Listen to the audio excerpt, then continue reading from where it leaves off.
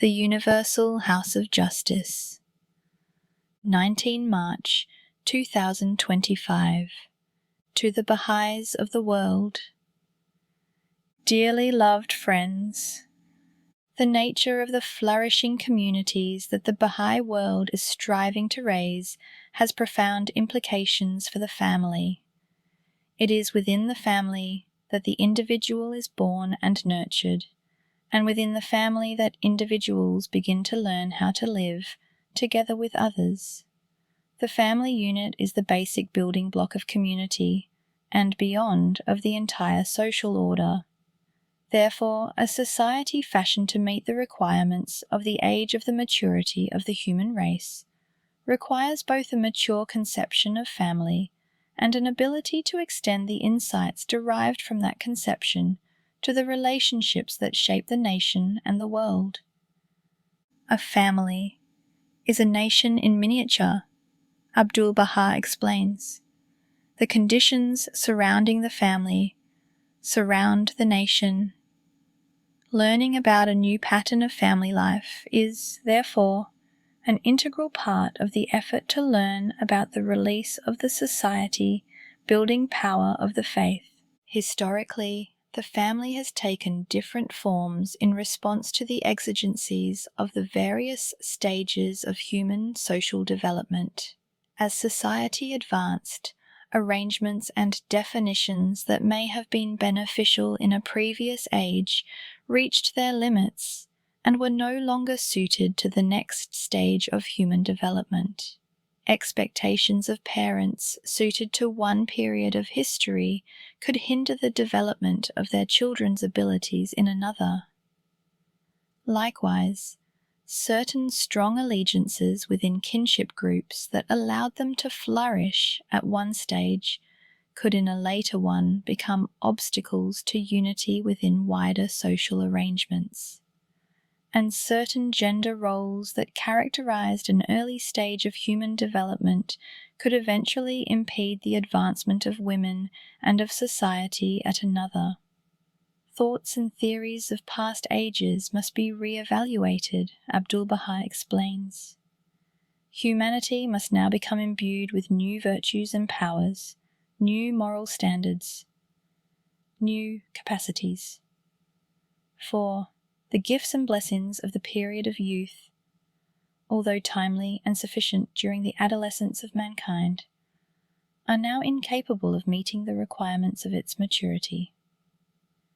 A challenge for Baha'i communities worldwide, then, is to examine the present practices in their societies, weigh them in light of the teachings, weed out any undesirable tendencies, and learn to establish new patterns of family life suited to the needs of a new age. It is, of course, not possible at this relatively early stage to describe the nature of family arrangements that must ultimately appear in the fullness of the dispensation, and different societies in different parts of the world, while recognizing the importance of strong families, face an array of forces that undermine the family in various ways. Nevertheless, the learning process that contributes to the movement towards a new pattern of life within and among families will accelerate as the Baha'i world grows in capacity to apply certain essential insights from the teachings. Among the questions to be considered are the following. What are the characteristics of Baha'i family life, and how are they distinguished from the way family life is understood in society today?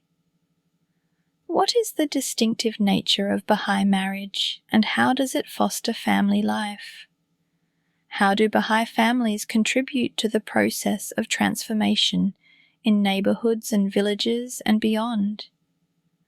What are the current pitfalls and obstacles facing Baha'i families that prevent them from achieving this aim? How does the framework for action of the current stage of the divine plan both strengthen family life and create opportunities for vibrant families to contribute to the process of community building? A new conception of family begins with a new conception of marriage. Baha'u'llah observes that marriage is not only the key to the perpetuation of life for the peoples of the world, but the inscrutable instrument for the fulfillment of their destiny. For Baha'is, marriage is not only a physical bond, but a spiritual one as well, with implications for life in this world and the next. Baha'i marriage, Abdul Baha explains, is the commitment of the two parties one to the other, and their mutual attachment of mind and heart, so that they may ever improve the spiritual life of each other, and so that they may abide with each other in the closest companionship, and be even as a single soul. In Baha'i marriage, two souls learn how to assist one another so that both may achieve their twofold moral purpose, to develop their inherent God-given potentialities and to contribute to an ever-advancing civilization. The relationship the couple establishes beginning with their marriage ceremony will, throughout space and time, affect the forging of countless new relationships among other people that can constructively reshape lives and communities. The Baha'i perspective on marriage transcends dichotomies arising from permissive and regressive perspectives prevalent in society. In Baha'i marriage, love, equality, intimacy, fidelity, sexual relations, childbearing, and child-rearing are integrated and their interconnections strengthened, establishing a fortress for personal and social well-being. Permissive social practices undermine marriage and the family by disaggregating these features that are essential to human flourishing, while regressive practices overemphasize or distort one or another of these features to oppress family members. Adherence to the teachings helps to resolve such problems. Much needs to be learned across diverse cultural settings throughout the world about the implications of all the features of Baha'i marriage found in the teachings. For example, central to the development of a new pattern of Baha'i married life is the principle of the equality of women and men. As this principle is applied between the wife and husband within the marriage, the relationship is strengthened and thrives, and girls and boys will be raised with a new understanding of equality and its practical expression. The ramifications of this principle will thus gradually extend to future generations and contribute to the advancement of women until Abdul Baha's expectation that women will participate fully and equally in the affairs of the world is entirely realized. Marriage creates family, and the sound relationships that are to bind members of a Baha'i family are based on justice and reciprocity. Each member must receive the rights due. Each must fulfill the responsibilities owed. According to the teachings of Baha'u'llah, the family, being a human unit, must be educated according to the rules of sanctity. Abdul Baha explains, the integrity of the family bond must be constantly considered, and the rights of the individual members must not be transgressed. These sound relationships among family members require conscious cultivation. In the Baha'i family, the married couple are true partners. One is not subordinated to the other. Together they navigate life's challenges, whether spiritual, material, or social, through prayer, study, consultation, and reflection on action.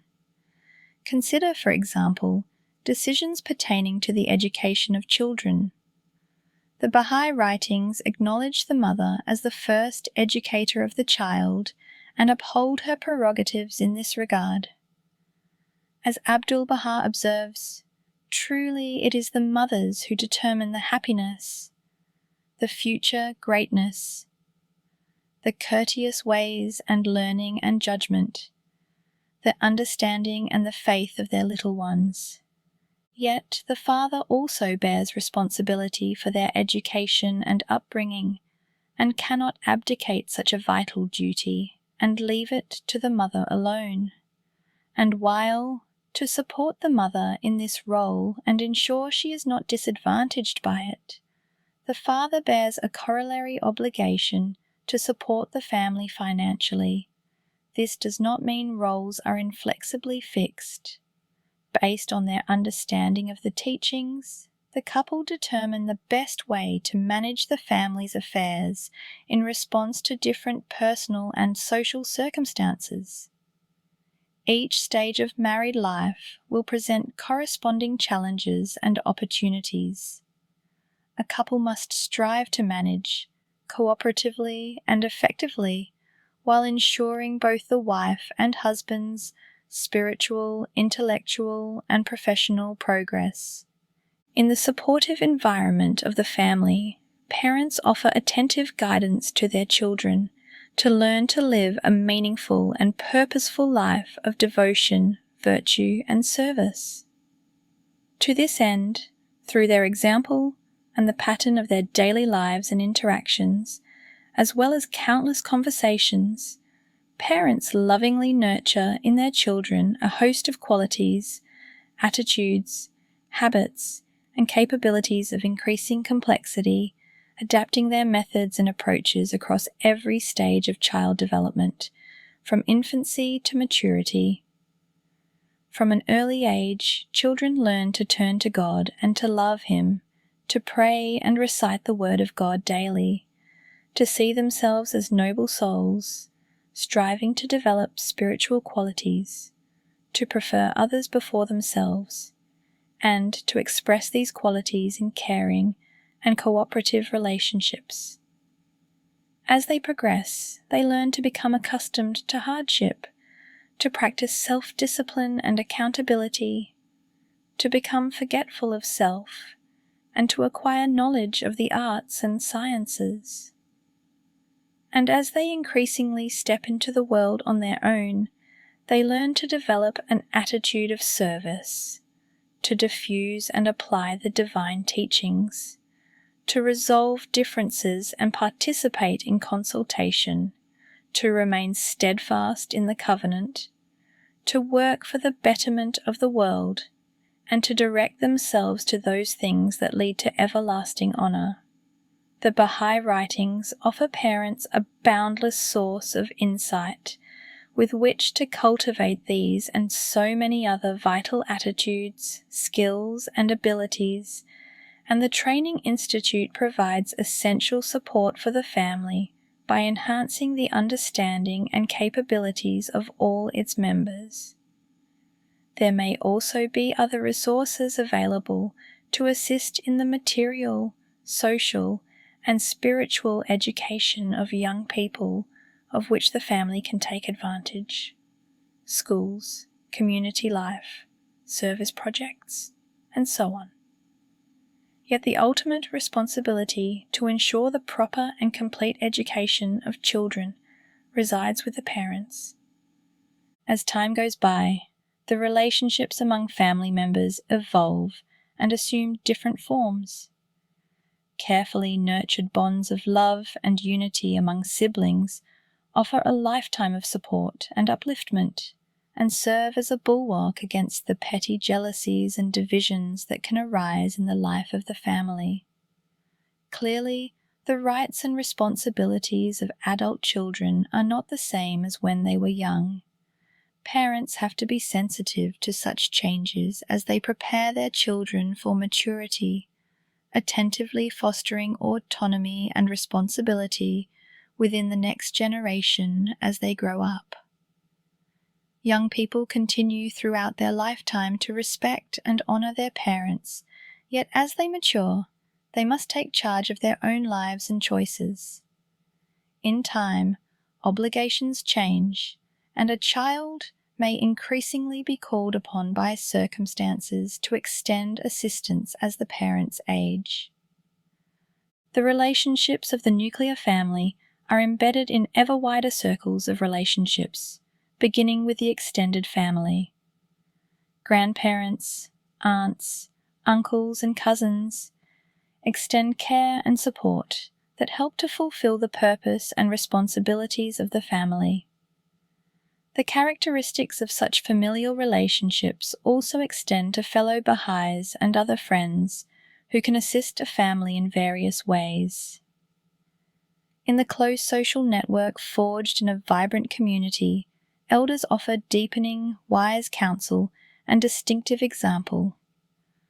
Others step in as spiritual aunts and uncles to share affection and concern for the progress of young people and provide support that reinforces the labours and lofty aspirations of parents.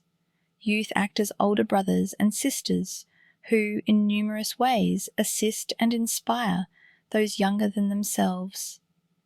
In this way, the sense of oneness, of love, care, trust, and solidarity that are initially cultivated in the family begin to be woven into the fabric of relationships in the community.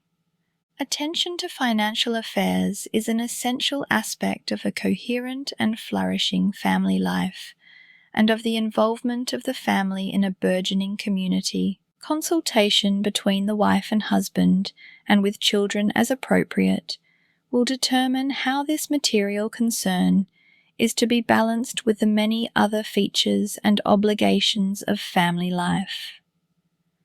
Wise and attentive stewardship of family finances must take into account many considerations, including how money is earned, spent, and saved, how the education and well-being of the children are maintained, how much is to be allocated for the funds of the faith or to support community affairs, and how to discharge the obligation of huququllah. In responding to these and other such questions, the family provides a space to learn in practice about generosity, responsibility, the difference between needs and wants, and the management of material means. Baha'i family life opens an arena for dynamic interaction with the wider society. This interaction flourishes as family members strive to express in their lives the fundamental Baha'i teachings. For example, the application of the principle of the equality of women and men, already mentioned, creates a distinctive relationship between wife and husband, as well as among the children and the family as a whole, preparing family members to contribute to interactions in society that release the potential of all. Similarly, adherence to the principle of the oneness of humanity requires that children are provided with experiences that guard them from prejudice of all kinds and enhance their appreciation of diversity, which contributes to the ability to create relationships of unity and oneness in a divided world. In addition, fostering the capacity for the investigation of truth, for appreciation of the harmony of science and religion, for resolving differences of opinion and making decisions through consultation and cooperation, rather than contention and contest, empowers family members as effective protagonists in a process of social transformation, and developing qualities such as justice and compassion among family members prepares the children to establish sound and balanced relationships with others in society. Thus, the effort to learn to apply the teachings within the family both generates within children a vision that transcends the family itself and raises consciousness about the conditions and needs of the peoples of the world. Cultivating a new pattern of family life also counters the forces of disintegration that are an inseparable feature of an age in transition. These forces assailing society have particularly affected the family, sundering its ties and taking a heavy toll on its members, especially on children. They can expose family members to some of the most destructive social pathologies: an absence of love and care, neglect of the things of the spirit, dehumanization, poverty, insecurity, and violence. Individuals are tempted to surrender to a life of material distractions or personal gratification, thereby becoming mere objects to be manipulated by those who seek to impose their designs on society. Contrasting ideologies and identities incompatible with the ideals of the oneness of humanity and a peaceful world, vie for the allegiance of the masses and contend for superiority with one another. Some of these movements plant seeds of prejudice and fanaticism, which ultimately yield estrangement, conflict, and contention among the peoples of the world. Others may seem to conform to some aspect of the teachings, only to subtly lead the friends away from Baha'u'llah's straight path. The forces associated with the process of disintegration affect different populations in different ways. The family and the community as a whole will need to learn to examine existing circumstances, grasp the nature and impact of such forces, and, with full reliance on divine assistance, develop preventive and remedial measures in order to weather the tumultuous storms of a perilous age. The family members' intimate association and their earnest desire to serve others opens a unique social space. A Baha'i home. A vibrant Baha'i home is an irreplaceable element in the process of community building at the grassroots. In the loving environs of the home, family members support one another in becoming capable and confident protagonists of the divine plan, and they welcome and assist others to play a part in transforming society. In a Baha'i home, warm hospitality combines with spiritual quickening and intellectual progress. Through activities that every Baha'i family can offer in its home, it can demonstrate a way of life that can be emulated by all those who seek to counteract the divisive forces that feed discontent, conflict, and self-interest, and to weave the bonds of trust, cooperation, and constructive action upon which a healthy community depends. Indeed, in a range of clusters worldwide, groups of families are already opening their homes and working together to help to consolidate local activities and to greatly extend their reach and influence. The concept of a coherent life of service is as relevant to the life of the family as it is to the life of an individual. The complex demands and opportunities the family faces continually evolve over time.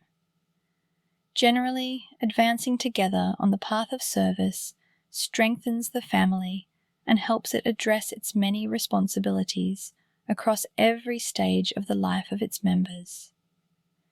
At certain times, when a possibility for a more demanding service arises, whether for a member or for the family as a whole, the bonds of support within a dedicated Baha'i family can make the wholehearted embrace of such a sacrificial endeavor possible. At such times it is vital to keep in mind the essential nature of sacrifice, which, as Abdul-Baha explains, is to give up the concerns of the human condition for the things of God. Sacrifice makes possible greater service, but it is not the family itself that is to be sacrificed. As we survey the progress of the 9-year plan, we are filled with awe and deep appreciation for the devoted labours of the Friends. Across diverse settings worldwide, we witness a range of sacrificial endeavours resulting from the cooperation of individuals, communities, and institutions, as the Friends engage eager populations in a process of community building, initiate a range of projects for education and social betterment, carry the work of the faith to new places, and harmonize the many commitments inherent in a coherent life of service. And despite the restraints of oppression or the upheavals of a disordered world, the Friends persevere in their high aims. Countless souls worldwide are striving, within the limits of their circumstances and capabilities, to release the society-building power of the faith in ever greater measures. Toward these ends, the part played by Baha'i families will be increasingly necessary and impactful in the years and decades ahead. All the friends have a vital contribution to make to strengthen this essential component of Baha'i life. My home is the home of peace. Abdul Baha is reported to have said, "My home is the home of joy and delight. My home is the home of laughter and exultation. Whosoever enters through the portals of this home must go out with gladsome heart. This is the home of light. Whosoever enters here must become illumined." May your families and homes, dear friends, increasingly become a haven and pillar to sustain all humanity. Signed, the Universal House of Justice.